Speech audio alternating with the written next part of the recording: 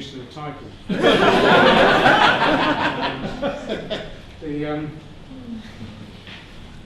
There's 60 people who put in for the debate tonight. That's why it's a 4-minute limit on what people can say. And to be frank, I've listened to a number of the speeches. I think Richard Bergen has just been up. And there's a whole series like Dawn and others. And the speeches so far have just been absolutely superb. And this hasn't been always, to be frank, the situation over the last 18 years that I've been in Parliament, that there's been such unanimity on the Labour benches about a trade union issue. And what's been interesting tonight is that right the way from the front bench right the way to the back benches on the Labour side, there's been absolute unanimity in opposition to this bill. And I think that demonstrates the atmosphere has changed dramatically since Saturday, absolutely. What Jeremy did in his campaign, as you know, he toured around the country and spoke to thousands of people queuing up in meetings. You know, average attendance was anything between 500,000. Dawn was at some, and there's people queuing outside as well. And a central theme was anti-austerity. And linked to that, he did, if you heard his speeches, he did an analysis of what flowed from the austerity programme of the government. And this bill flows directly from the austerity programme that the government seeks to introduce.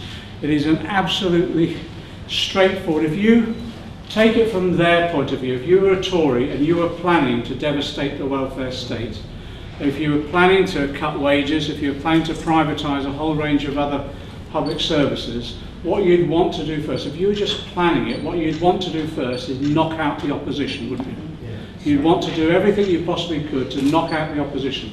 And the strongest opposition that we have in this country to these sorts of measures, to be frank, is the organisation that's lasted over 250 years, brought 6 million people together, has the organisational resources and the funds to be able to oppose them, and that's the trade union movement. So this is a cynical measure, but part of the scorched earth policy that the government is pursuing to destroy every element that was bequeathed to us by the Attlee government in the welfare state.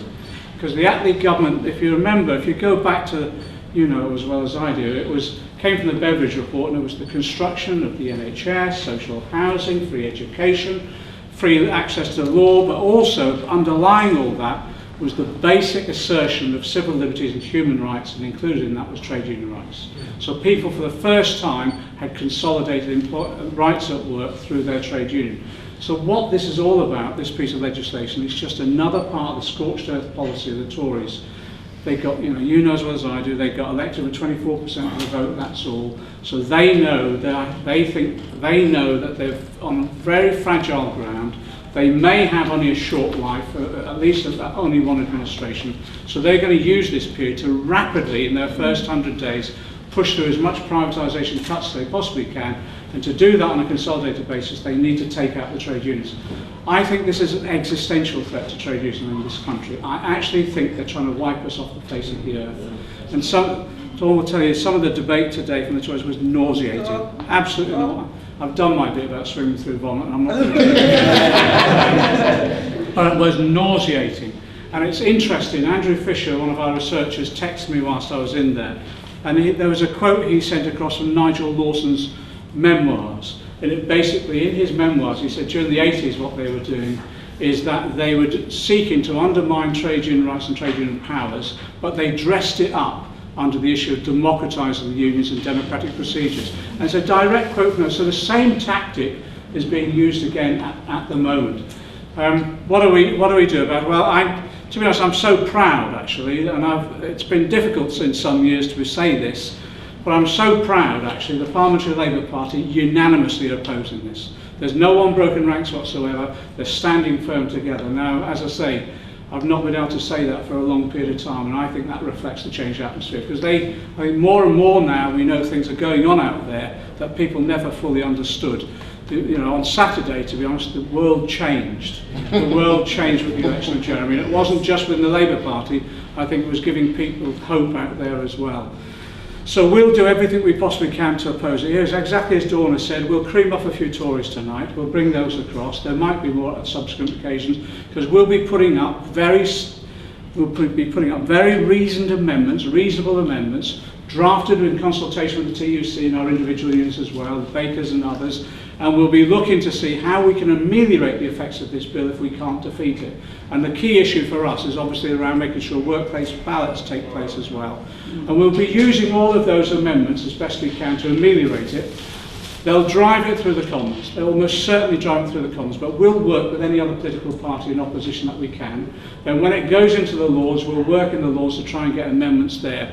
I think we might secure some victories in the laws, because we're trying to put it in the context that this is just one right, but this is in the context of an attack on civil liberties and human rights overall.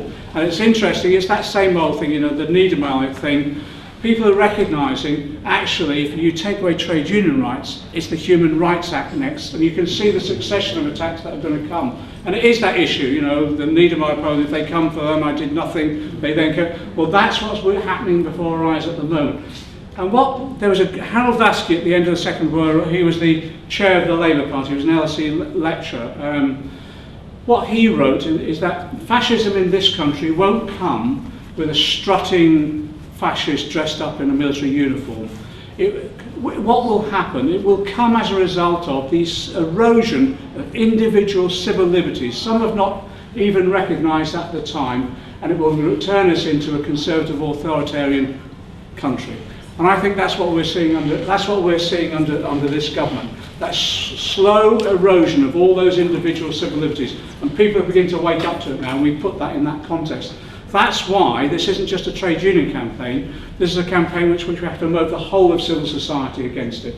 And it is on the basis that if they come for this civil liberty, this human right, they'll come for yours as well. And I think out there people begin to wake up to that. Okay, finally, if it does go through, you know as well as I do what will happen. All this issue around pickets and wearing armbands, having to clear your tweets in advance before they go out, the restrictions that there'll be on certain types of industrial action, the powers of certification officer to just interfere. The bizarre thing about the certification officer, he'll be given new powers to interfere in the role of the trade unions, and you'll have to pay for that work through your trade union levies. It's extraordinary, really.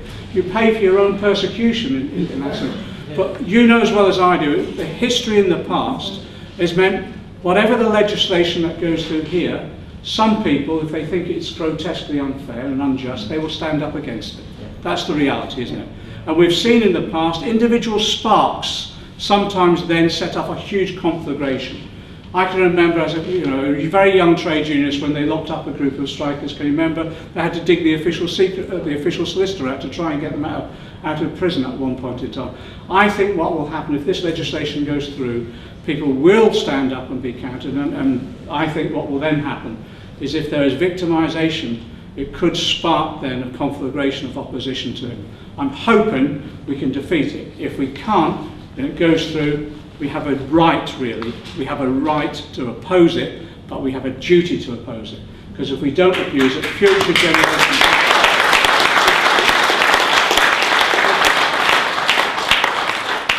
If we don't oppose it, future generations will never forgive us. Absolutely. Because I think it's one of those erosions of one of the basic civil liberties that we've got. So I'll keep repeating this time and time again. What do we need? I raised this at each of our conferences, really. We need absolute determination now. We should no fear in front of these people. Absolute determination that we oppose. Courage, to be frank, that a number of people are showing at the moment. John's here from Barnet in the campaign that's been going on there. It's an absolutely courageous campaign that's been going on, sometimes isolated, but then building up a huge campaign like that. But then absolute solidarity. I say time and time again, 2 centuries ago we discovered a secret in those industrial workshops of the first stage of the Industrial Revolution, and the secret was solidarity, unity is strength. We put it on our banners. Yeah. We developed slogans, the workers united will never be defeated. I think those 3 things, determination, courage, but above all else in this struggle, solidarity.